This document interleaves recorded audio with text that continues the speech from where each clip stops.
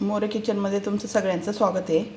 मी हे 2 दिवस आधी भिजत ठेवले होते, त्यांना मोड आणण्यासाठी ठेवलेले होते।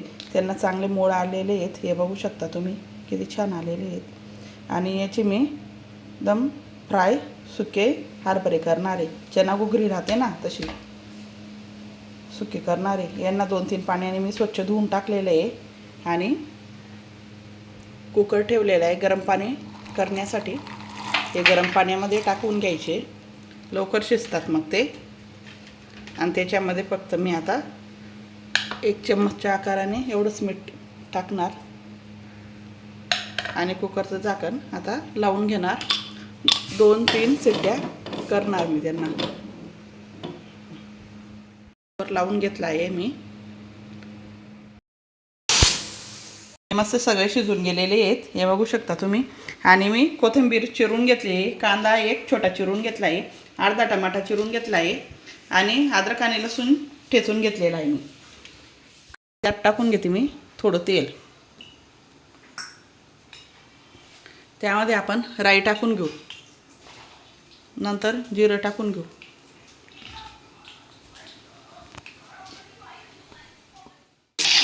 चना घुगरी खूप छान लागते। तुम्ही चना घुगरी बोला, चने फ्राय बोला ना, ते घेतो। त्याला पण आपण चांगलं परतून घेऊ। त्यानंतर हे टमाटे टाकून घेते मी।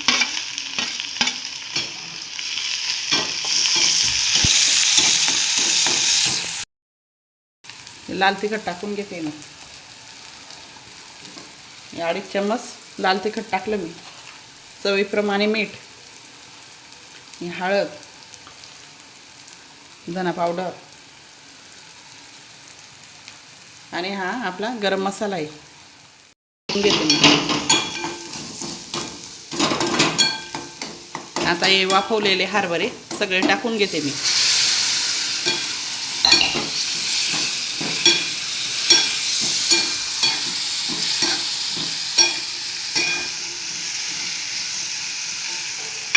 होऊ देऊ आता यांना।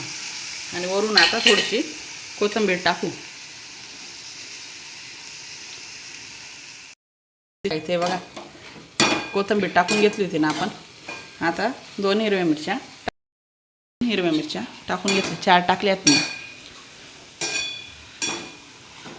खूप छान चव लागते। आणि याला 5 मिनिटं असं आपण वाफेत होऊ देऊ। तर वाफेतच होऊ दिले, हे बघा किती छान झाले बघा। खूप छान चव लागते याची, तुम्ही नक्की करून बघा। चला आता एका भांड्यात मी काढून घेते चना फ्राय सगळे।